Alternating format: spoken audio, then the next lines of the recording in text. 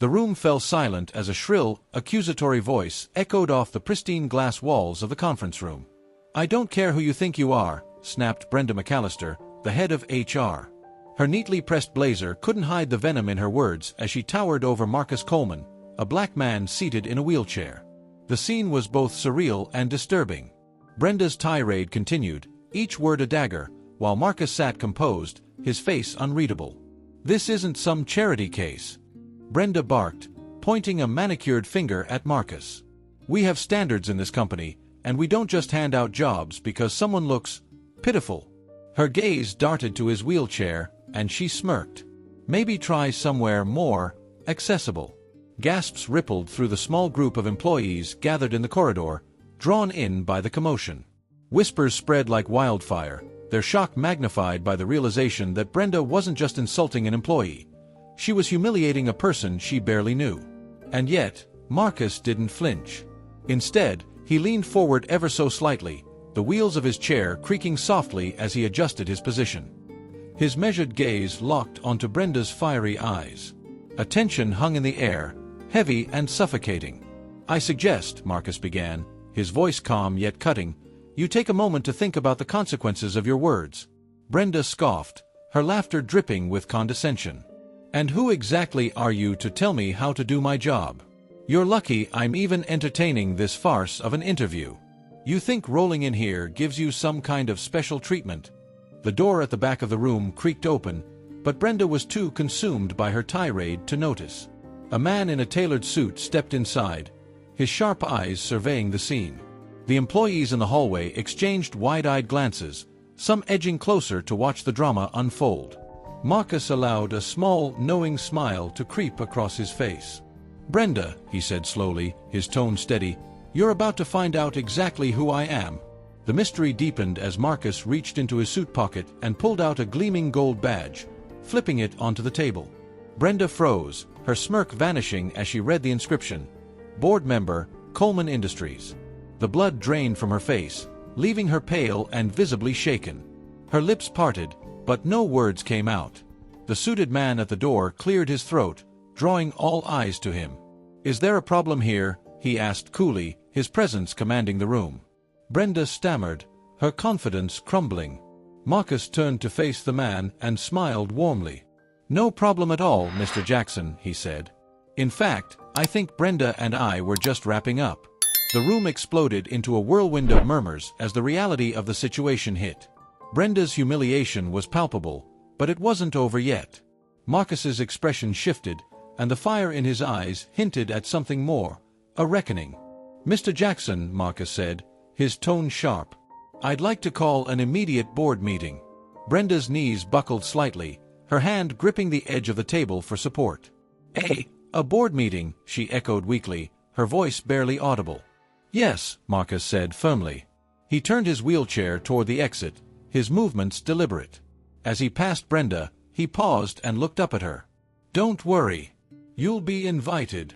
With that, he rolled out of the room, leaving Brenda standing frozen, her world unraveling around her.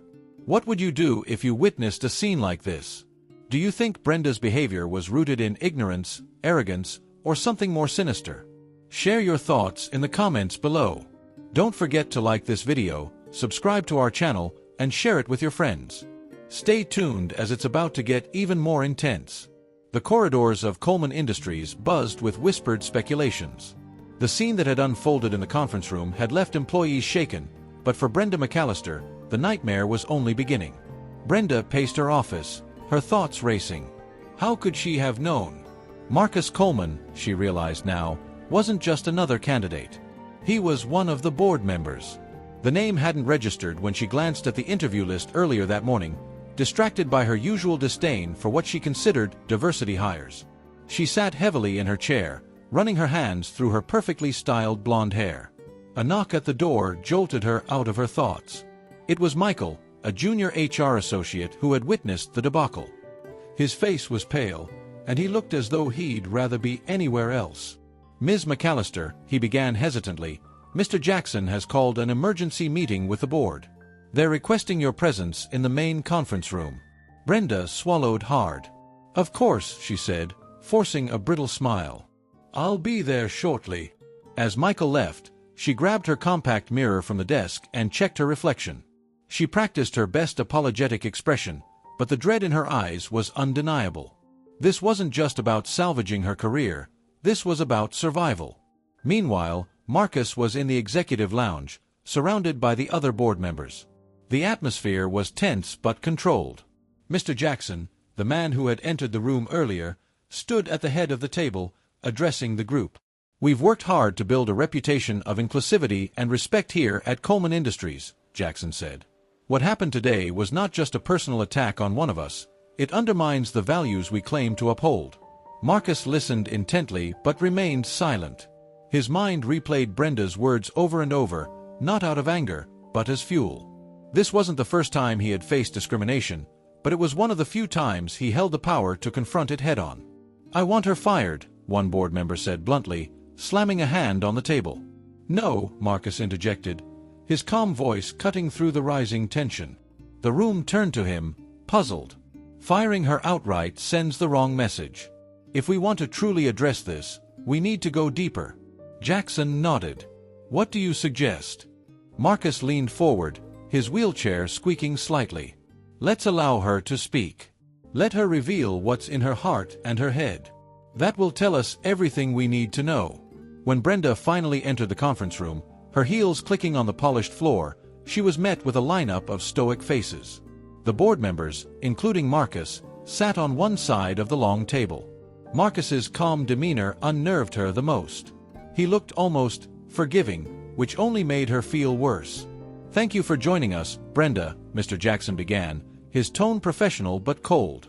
"I'm sure you're aware of why we're here." Brenda nodded stiffly, her hands gripping the back of a chair for support. "Yes, and I'd like to sincerely apologize for my behavior earlier today. It was unprofessional and inappropriate." Marcus raised a hand, stopping her rehearsed speech. "Brenda," he said evenly, "this isn't just about what you said to me. It's about why you felt comfortable saying it. Let's talk about that." Her mouth opened, then closed. She wasn't prepared for this angle. I didn't mean anything by it. You didn't mean anything?" Marcus interrupted, his tone sharp but controlled. "You humiliated me in front of others, dismissed me because of my disability, and reduced me to a stereotype. Explain how you didn't mean anything." The room fell silent as Brenda struggled for words. "It was a misunderstanding," she stammered. "I didn't know who you were. I thought... You thought what?" Marcus pressed. His voice was calm, but the weight of his words was inescapable. Brenda faltered, her defenses crumbling. "I thought you weren't qualified. That you didn't belong here." There it was, the unvarnished truth. The room seemed to hold its collective breath. Marcus leaned back in his wheelchair, a faint smile playing on his lips. "Thank you," he said. "That's all I needed to hear." Outside the room, the employees who had witnessed the earlier confrontation huddled together, speculating about what was happening behind closed doors. Inside, Brenda's fate hung in the balance. What do you think Marcus should do next? Should Brenda be given a chance to redeem herself, or does her behavior warrant immediate dismissal? Share your perspective in the comments below. The tension in the conference room was so thick, it felt like the walls themselves were holding their breath. Brenda stood frozen, her carefully curated composure unraveling as Marcus's words hung in the air. "Let me clarify something," Marcus began, his voice steady but piercing. "You didn't know who I was, and because of that, you felt justified in treating me as less than human. Do I have that right?" Brenda tried to respond, but her throat seemed to close up. She managed a weak, "That's not what I meant." Marcus raised his hand, silencing her. "You said you thought I wasn't qualified. That I didn't belong here. Tell me, Brenda, what about me gave you that impression? Was it my wheelchair? My skin color? Or both?" Her face turned ashen. The other board members watched intently, some leaning forward as if they didn't want to miss a single word. "Mr. Coleman," Brenda began, her voice trembling, I made a mistake. A terrible mistake. I was stressed, and I didn't think. I'm so sorry if I offended you." Marcus's lips twitched, a flicker of amusement crossing his face. "If you offended me," he repeated. "This isn't about my feelings, Brenda.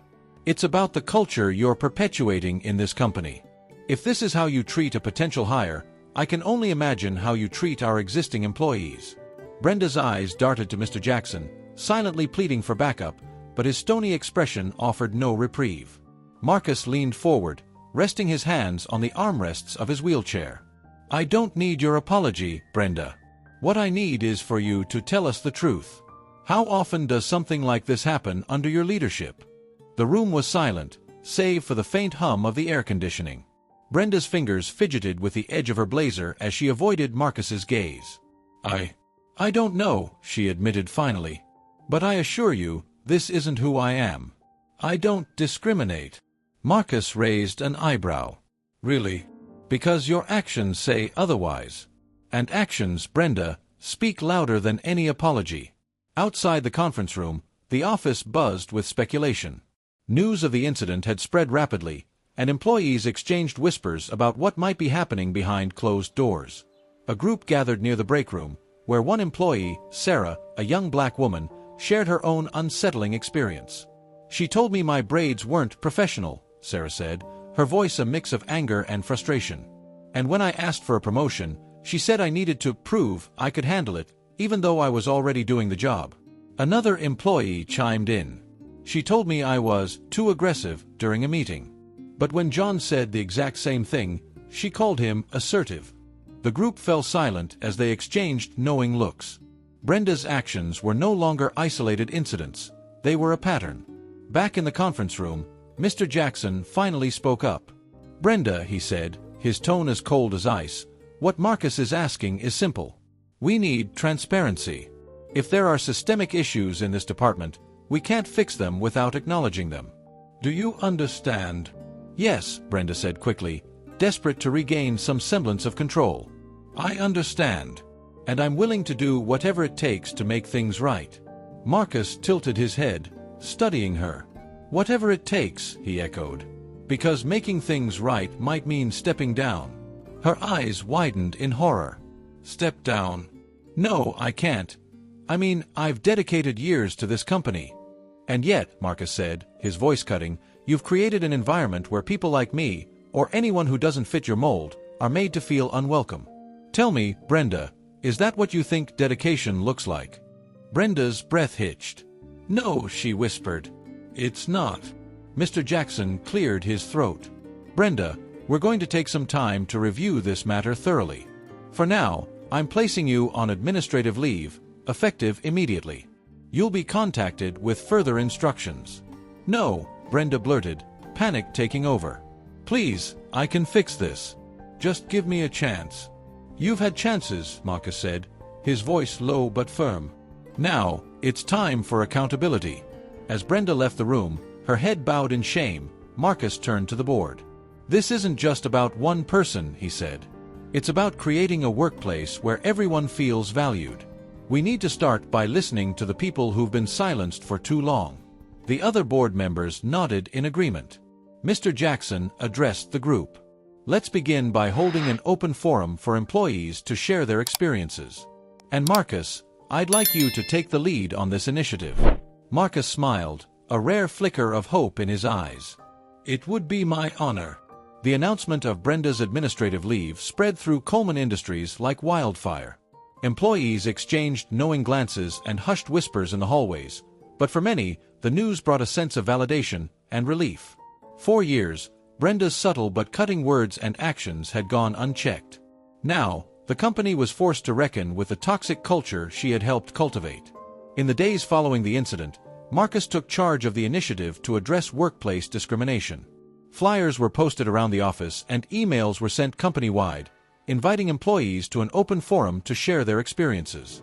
The forum was scheduled in the largest conference room, but as the day arrived, it became clear that even the expansive space wasn't enough to hold the turnout.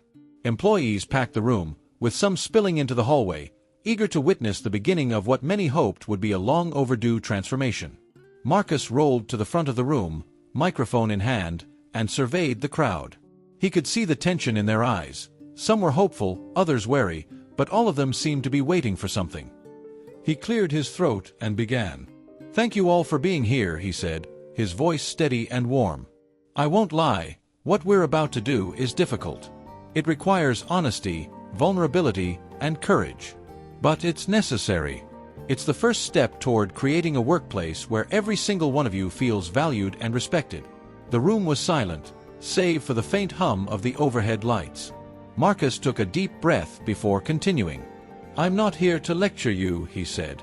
"I'm here to listen. This is your space to share your truth. So, who wants to go first?" For a moment, no one moved. Then Sarah, the young woman who had spoken in the break room, raised her hand. Marcus nodded, and a microphone was passed to her. Sarah stood, her hands trembling slightly as she gripped the mic. "I've worked here for 3 years," she began. "And in that time, I've seen and experienced things that made me question whether I belonged here." She glanced around the room, then focused on Marcus.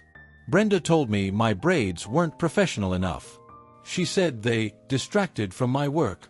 I worked twice as hard as my peers just to prove I deserved to be here, but it never seemed to be enough." Murmurs rippled through the crowd. Sarah's words resonated with many, and as she sat down, others began raising their hands. One by one, employees stood to share their stories. A Latino man described how his accent had been mocked during a presentation. A middle-aged woman spoke about being overlooked for promotions in favor of younger, less experienced colleagues. A junior developer recounted how his ideas were dismissed in meetings, only to be later repackaged and praised when presented by someone else.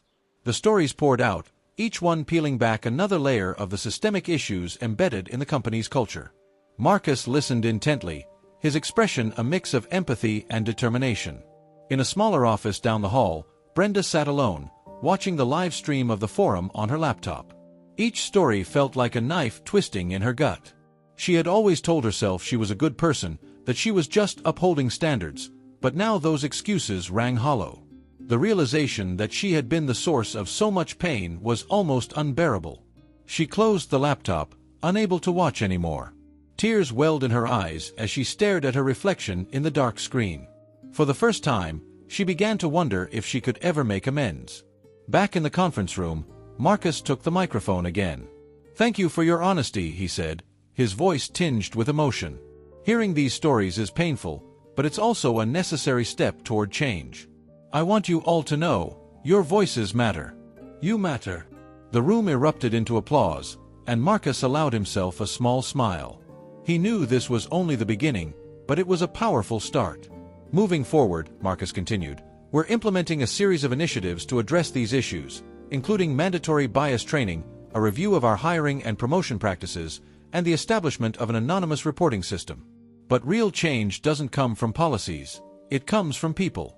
And it starts with each of us." As the forum concluded, employees began to file out, their expressions lighter than when they had entered. For the first time in years, there was a sense of hope in the air. Later that evening, Marcus returned to his office, exhausted but satisfied. His phone buzzed with a notification, an email from Brenda. Subject: Request to speak. "Dear Mr. Coleman, I'm reaching out because I'd like the opportunity to apologize in person and discuss how I can make amends for the harm I've caused. I know I have no right to ask this of you, but I want to try to make things right. Sincerely, Brenda McAllister." Marcus stared at the screen, his mind racing. He wasn't sure what Brenda's true intentions were, but one thing was clear: she was finally beginning to face the consequences of her actions. Do you think Brenda's request to speak is sincere, or is she just trying to save her career? Would you give her the chance to apologize? Share your thoughts in the comments below. The following morning, Marcus sat in his office, staring at the email from Brenda. Her request to meet had stirred a mix of emotions: anger, skepticism, and a reluctant sense of curiosity. He'd faced people like Brenda before, those who only sought redemption when it served their own interests. But he also knew the power of accountability and second chances when approached sincerely. After a moment of deliberation, he replied. Subject: Request to speak. "Dear Brenda, I'm willing to meet with you. Let's talk tomorrow at 10 a.m. in my office. Be prepared to speak honestly, because this isn't just about me, it's about everyone you've affected. Marcus Coleman." When the next morning arrived, Brenda entered Marcus's office promptly at 10 a.m., clutching a notebook to her chest like a lifeline. Her usual confident demeanor was gone, replaced by a visible unease. Marcus gestured for her to sit across from him, his expression neutral. "Thank you for agreeing to meet with me," Brenda began, her voice barely above a whisper. "I know I'm probably the last person you want to see right now." "You're not wrong," Marcus replied evenly. "But I believe in giving people the opportunity to explain themselves. So, go ahead." Brenda took a shaky breath and opened her notebook. "I want to start by saying I'm sorry. Not just to you, but to everyone I've hurt. I've been reflecting on my actions, and I see now how much damage I've done." Marcus tilted his head slightly, studying her. "What specifically are you sorry for?" he asked. "Because apologies without accountability don't mean much." Brenda hesitated, then nodded. "I'm sorry for making assumptions about you based on your appearance. I'm sorry for letting my biases dictate how I treated people. And I'm sorry for creating an environment where people felt devalued and excluded." Her voice cracked as she continued. "I told myself I was just doing my job, but that was a lie. The truth is, I let my prejudices go unchecked. I thought I was upholding standards, but really, I was just protecting my own sense of superiority." Marcus's expression softened, but his voice remained firm. "And what are you planning to do about it?" Brenda straightened in her chair, gripping the notebook tightly. "I want to do the work to change, Marcus. I want to learn, to unlearn, and to be better. I know I've lost the trust of the people here, and I don't expect forgiveness overnight. But if there's any way I can start to make amends, I'm willing to do whatever it takes." Marcus leaned back, considering her words. For the first time, he saw a glimmer of sincerity in her eyes. "Change isn't just about words, Brenda. It's about actions. Are you ready to put in the effort, even if it's uncomfortable? Even if it means stepping aside to let others lead?" "Yes," Brenda said without hesitation. "I am." The meeting ended on a cautious note. Marcus made it clear that Brenda's future with the company was still uncertain, but he agreed to work with her on a plan for personal and professional growth. He warned her that regaining the trust of her colleagues would be an uphill battle, one she would have to climb with humility and perseverance. Later that day, Marcus convened with the board to discuss the outcomes of the open forum and his meeting with Brenda. The stories shared by employees had highlighted systemic issues that went beyond one person's behavior. It was clear that Coleman Industries needed a comprehensive overhaul. "We can't just address the symptoms," Marcus said. "We need to go after the root causes. That means revising our policies, creating more opportunities for marginalized employees, and fostering a culture of accountability." The board agreed, and a task force was established to implement these changes. Marcus was appointed as the chair, a role he accepted with a sense of purpose. Meanwhile, Brenda returned to her apartment, emotionally drained but determined. She spent the evening researching books and resources on implicit bias, systemic racism, and workplace inclusivity. She made a list of actions she could take, from attending workshops to mentoring younger employees who had been overlooked under her leadership. For the first time in her career, Brenda realized that being a leader wasn't about asserting authority, it was about serving others. At Coleman Industries, the winds of change began to blow. Employees noticed a shift in the air, small at first, but undeniable. Policies were rewritten, new training programs were introduced, and the anonymous reporting system gave employees a voice they'd never had before. And as for Brenda, she started her journey of redemption with quiet determination. She attended every training session, listened during every feedback meeting, and worked tirelessly to rebuild the bridges she had burned. Brenda's first day back at the office after her administrative leave was anything but ordinary. Her return wasn't celebrated. Instead, it was met with wary glances and hushed conversations. She kept her head down, determined to focus on her work and the promises she'd made to Marcus and the board. The open forum had left its mark on the company. Employees who had been silent for years now spoke up, emboldened by Marcus's leadership and the changes taking root. For Brenda, it felt like walking into a different workplace, one where her old methods and attitudes had no place. She had no choice but to adapt. Later that week, Brenda attended her first inclusivity workshop. She sat at a round table surrounded by employees from all levels of the company. Among them was Sarah, the young black woman whose story about her braids had struck a nerve during the open forum. "Welcome, everyone," said the facilitator, a charismatic woman named Angela. We're here today to talk about unconscious bias and how it impacts our workplace. This is a safe space, so feel free to share your thoughts and experiences. As the session progressed, participants shared their stories. Brenda listened intently, her notebook filling with notes. When it was her turn to speak, she hesitated, feeling the weight of the room's collective gaze. "I'm here because I need to be better," Brenda said finally. "I know I've hurt people in ways I didn't even realize at the time. I want to understand how to undo that harm and how to ensure it doesn't happen again." Sarah raised her hand, and Angela nodded. "I appreciate you saying that, Brenda," Sarah said. "But words are only the start. We need to see actions, consistent, meaningful actions." Brenda met Sarah's gaze and nodded. "You're right. I know I have to earn back the trust I've lost." Meanwhile, Marcus was busy leading the task force for workplace reform. He and the board had implemented several immediate changes, including a revised hiring process, clearer pathways for promotion, and a mentorship program for underrepresented employees. But Marcus knew this was just the beginning. Systemic change took time, and the deeper issues at Coleman Industries couldn't be solved with policies alone. He spent his days meeting with employees, listening to their concerns, and ensuring their voices were heard. One afternoon, Marcus received an email from Sarah. Subject: "Thank you. Dear Mr. Coleman, I just wanted to thank you for what you're doing. For the first time in years, I feel like my voice matters at this company. The changes we're seeing wouldn't have happened without you, and I'm grateful for your leadership. Sincerely, Sarah." Marcus smiled as he read the email. It was a small gesture, but it reminded him why he was doing this work. He forwarded the message to Mr. Jackson, adding a simple note: "This is what progress looks like." Brenda's journey of redemption wasn't without its challenges. Many employees remained skeptical of her intentions, and some outright refused to engage with her. She didn't blame them. Instead, she focused on what she could control: her own actions. She volunteered to lead a mentorship program for entry-level employees, offering guidance and support to those who felt overlooked.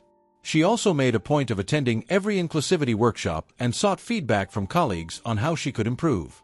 Her most difficult but rewarding moment came when she approached Sarah directly. "I know I have no right to ask for your forgiveness," Brenda said, her voice trembling. "But I want to make things right.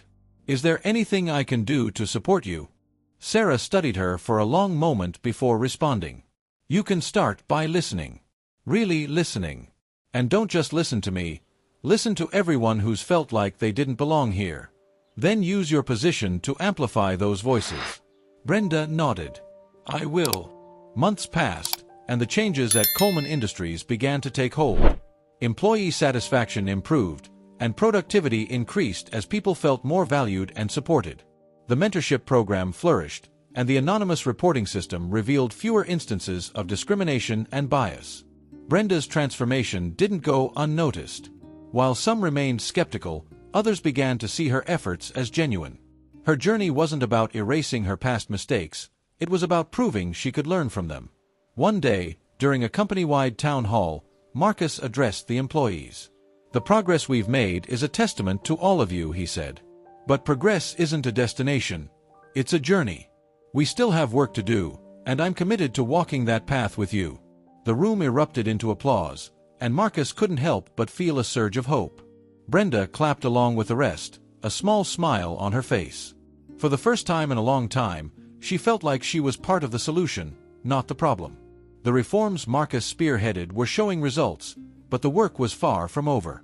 Coleman Industries had taken steps toward a more inclusive and respectful workplace, but lasting change required vigilance. Marcus knew that even the smallest cracks in their progress could widen if left unchecked. One afternoon, Marcus received an anonymous tip through the new reporting system. The message was short but alarming. "There's still discrimination happening in the marketing department. Employees are afraid to speak up because they think nothing will change." Marcus read the message twice, his brows furrowing. This was precisely why the reporting system existed, to shine a light on hidden issues. He immediately scheduled a meeting with the head of marketing, Rachel Davis, to discuss the concerns. Rachel arrived at Marcus's office looking apprehensive. She was a young, ambitious leader who had recently been promoted to her position. As she sat across from Marcus, she seemed eager to defend her department. "Marcus, I assure you, we've implemented all the new policies," Rachel said. "I don't tolerate any form of discrimination in my team." "I appreciate that, Rachel," Marcus replied calmly. "But this isn't about policies. It's about culture. Someone in your department feels unsafe, and it's our responsibility to figure out why." Rachel nodded, her confidence wavering. "What do you suggest we do?" "We start by listening," Marcus said. "Hold a team meeting, create a safe space for people to share their concerns, and follow up with one-on-one conversations. People need to see that their voices matter." The next day, Rachel called a meeting with her team. She began with a heartfelt acknowledgement of the anonymous report and assured her employees that their concerns would be taken seriously. At first, the room was silent. Then, a young intern named Ethan spoke up. "I don't want to cause trouble," he said hesitantly, "but I've noticed that some people on the team are treated differently. Like their ideas aren't taken as seriously, especially if they're women or people of color." Rachel's face fell, but she nodded. "Thank you for speaking up, Ethan. Can you share an example?" Ethan hesitated before continuing. "During last week's brainstorming session, Mia suggested a campaign idea, and it was dismissed almost immediately.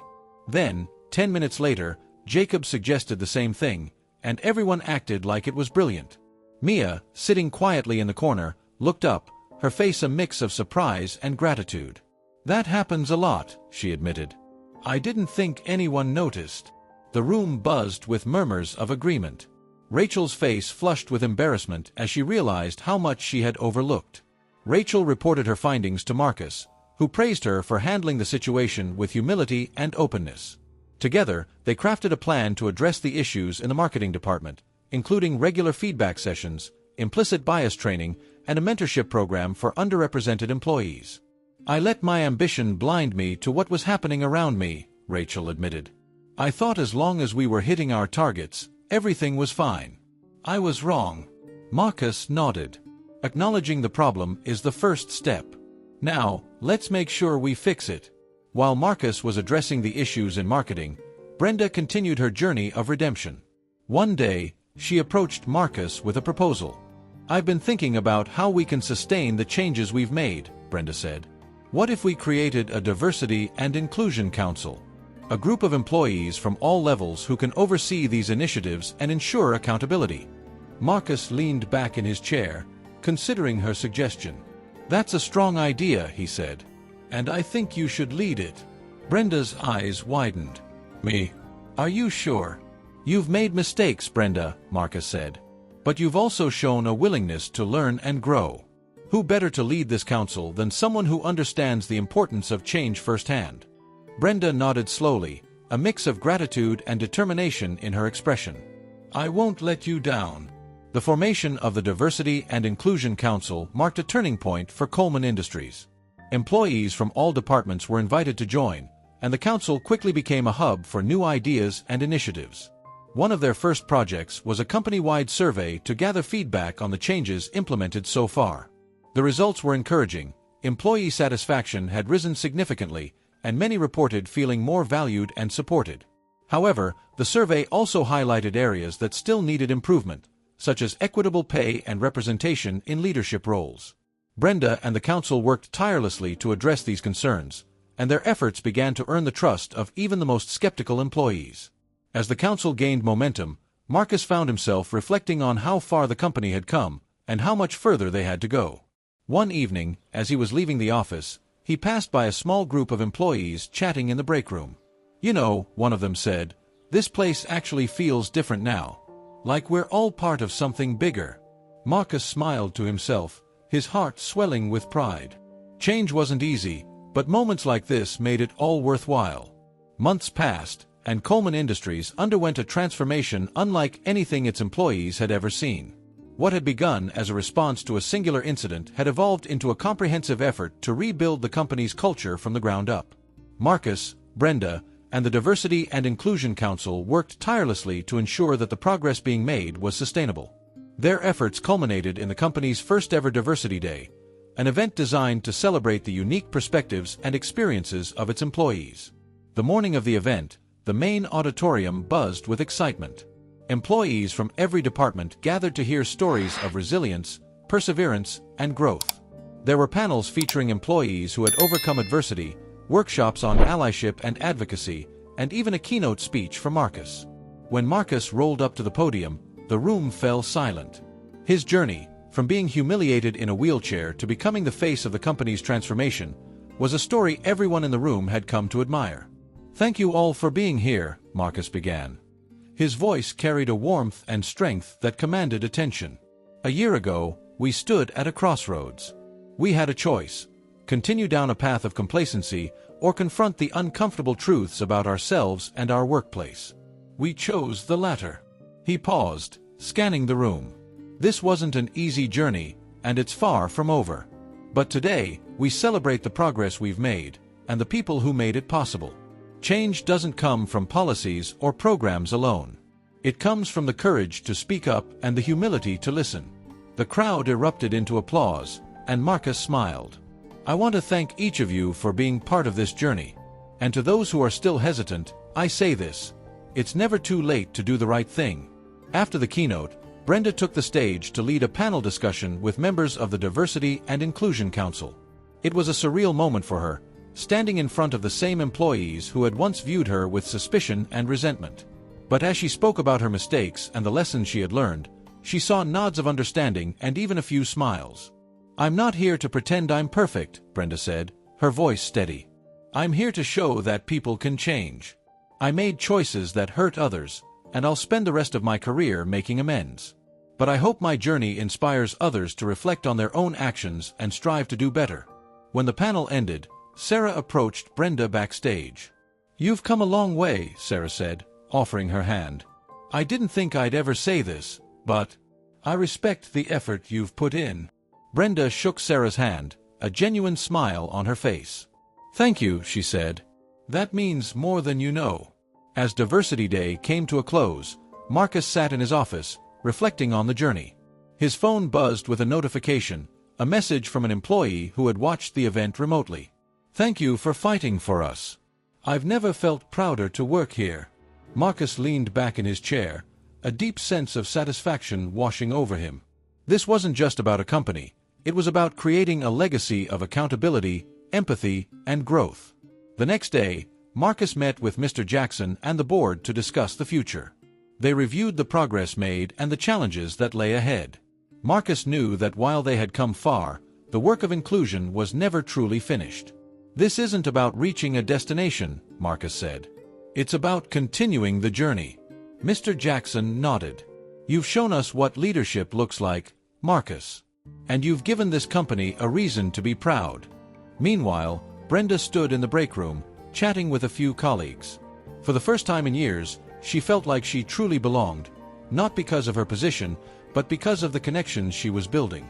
She no longer saw herself as someone trying to prove her worth. She was simply someone trying to make a difference. As the weeks turned into months, Coleman Industries continued to thrive. Employee satisfaction reached new heights, and the company became a model for inclusivity and accountability. The story of its transformation spread beyond its walls, inspiring other organizations to take a hard look at their own cultures. On a quiet evening, Marcus sat by his window at home, watching the city lights twinkle in the distance.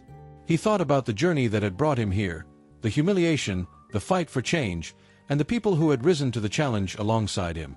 He smiled, knowing that this was just the beginning. What did you think of Marcus's leadership and Brenda's redemption arc? Do you believe companies everywhere can learn from this story? Let us know your thoughts in the comments below. If you loved this story, don't forget to like the video, subscribe to the channel, and share it with someone who needs to hear it.